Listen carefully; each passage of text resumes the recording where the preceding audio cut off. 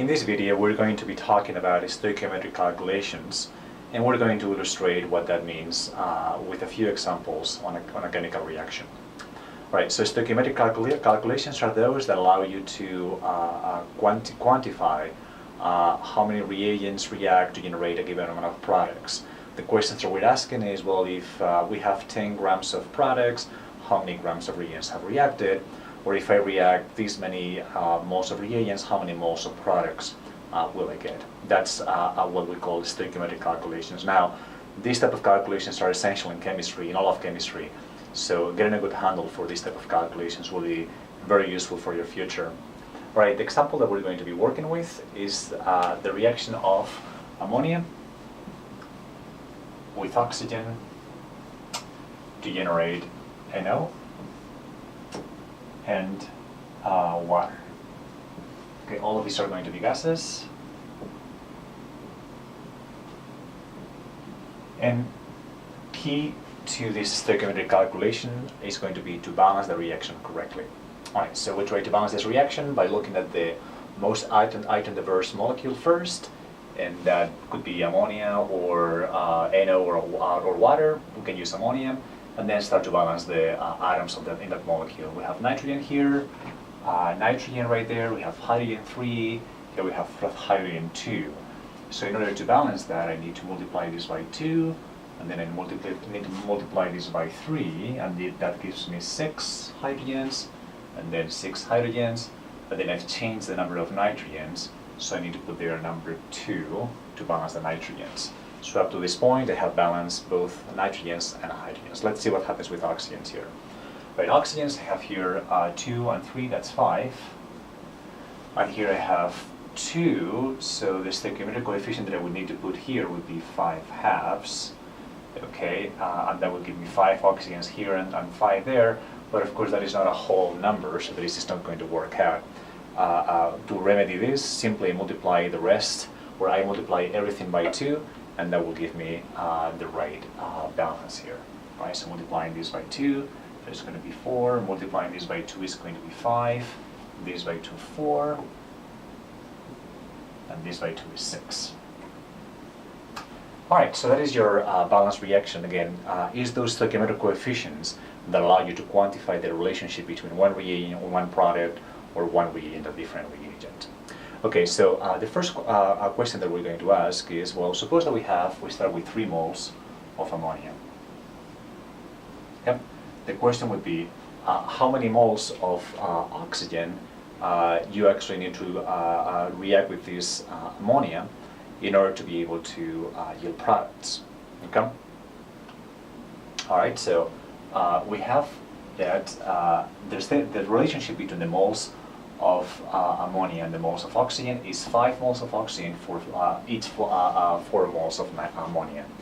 Right, so that is the essential relationship in this transformation. We're trying to relate moles of ammonia to moles of oxygen. And again, what we want is enough oxygen to react with those 3 moles of ammonia completely. We know that for every 5 moles of oxygen, okay, 4 moles of ammonia react. Okay, so this is exactly what I need in order to be able to transfer the moles of ammonia to the moles of oxygen. That is that if now I multiply the 3 moles of ammonia that I start with by this stoichiometric relationship 5 to 4, okay, my moles of ammonia cancel out, and then I end up with moles of oxygen, which is what I wanted. All right, and when you actually do this calculation, this happens to be 3.8 moles of oxygen. Okay, again, notice how interesting this is. By using the stoichiometric coefficients, right, these coefficients in the right order, okay, I'm going from ammonia to oxygen. So it's very important to map what is it that you have and what is it that you're going to, so that you can actually use the relation in the right order. Okay, notice that multiplying by 4 moles of ammonia and divided by 5 moles of oxygen would not give you the right answer because you don't get the units right. Okay, so again, it's quite important to know what is it that you're departing from, what is it that you want, and then so that you can actually order this stoichiometric bridge in order to get the right answer. Okay, so that is the first example that we are working with. Right. The second example would be how many moles of NO am I going to get from 3 moles of ammonia? Okay, so the question now is going to be, suppose that I have enough oxygen to be able to react these 3 moles of ammonia completely. How many moles of NO, nitrogen monoxide, will I get out of this calculation? Out of the reaction. All right, so we start with 3 moles of ammonia. And again, our goal is to find out how many moles of NO will I get from that. And again, the way to transform from one substance to the other is using the stoichiometric coefficients. Okay, so what I know from the reaction is that, well, 4 molecules of ammonia are going to generate 4 molecules of nitrogen oxide, or nitrogen monoxide, or 4 moles of ammonia are going to generate 4 moles of nitrogen monoxide. Right, so again, notice that that is the relationship 4 to 4. And again, the only thing that you have to figure out here is what is it that you put in the numerator and what is it that you put in the denominator. Right? Since you want to eliminate ammonia and end up in NO, then you're going to be dividing by ammonia and multiplying by NO. Okay, so you divide, this mole of ammonia cancels with mole of ammonia, and then the result will have units of moles of NO.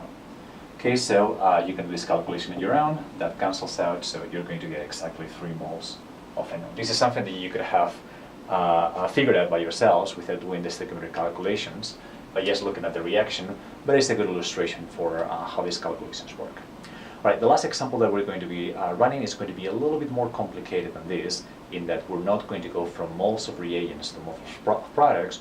We're going to go from mass of reagents to mass of products. Okay, so let's see how that works out. And the example is as follows. Suppose that we have 10 grams of ammonia. Right, so we start with a mass of ammonia, and then we add enough oxygen so that these 10 grams of ammonia get completely reacted. The question would be, well, what is the mass of water that I will get? Okay, what is the grams of water that I will get? All right, so notice that the stoichiometric calculation actually only gives you the relation between moles, not between mass. And the relation is going to be as follows. Notice that, again, we're going to end up in water, and we start with ammonia.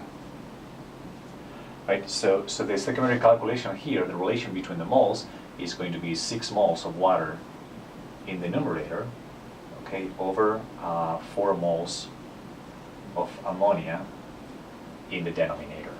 Okay? Now we're actually going to have to do a few intermediate steps. Notice that from here, these 10 grams of ammonia, then we're going to have to go to moles of ammonia. Then with this stoichiometric bridge, we're going to be able to get the moles of water, and then from the moles of water, we should get the mass of water. Okay, so we know how to do this. That's the stoichiometric calculation that is dictated by this ratio of moles. The only problem that we have is, well, how do we do these intermediate steps? Well, to go from mass of ammonia to moles of ammonia, you simply have to use the molar mass, and the molar mass of ammonia happens to be 17.03 grams per mole. And the same thing happens for moles of water. Okay, to go from moles of water to grams of water, mass of water, you also need the molar mass of water, which in this case is 18.02 grams per mole. All right, so let's see then how all of these calculations fall into place. All right. Again, we start with 10 grams of ammonia, and we need the moles, so we have to arrange here the molar mass of ammonia in a way that it go from grams to moles. Okay, so I have that for every mole of ammonia, I have 17.03 grams of ammonia. Right, so notice that in this case I'm dividing by the molar mass to go from mass to moles. This cancels out, and then I have here moles of ammonia. Now I'm ready to do the stoichiometric calculation, go from ammonia to water. And the stoichiometric calculation is going to be for every 6 mole of water, 4 moles of ammonia have reacted. Okay, and again, that is dictated by the stoichiometric coefficients. All right, so from this step, I transform from moles of ammonia into moles of water. And finally, to get the mass of water, I have to use the molar mass here. Again, my goal will be grams of H2O. Okay, and somewhere here, I'm going to have to use the molar mass. Okay, notice that I need to multiply here by grams of H2O over mole of H2O, so that is the molar mass of H2O. In this case, I'm multiplying by the molar mass. There's 18.02 grams of H2O for every mole of water. Okay, so this calculation is going to give you 15.9. Okay, great. So hopefully this video has illustrated the purpose of stoichiometric calculations and the general strategy, how to utilize the relations between the stoichiometric coefficients between the moles and reagents and products to carry out these transformations of how many moles of reagent you need to react with this other reagent, or how many moles of products are formed, and also including masses.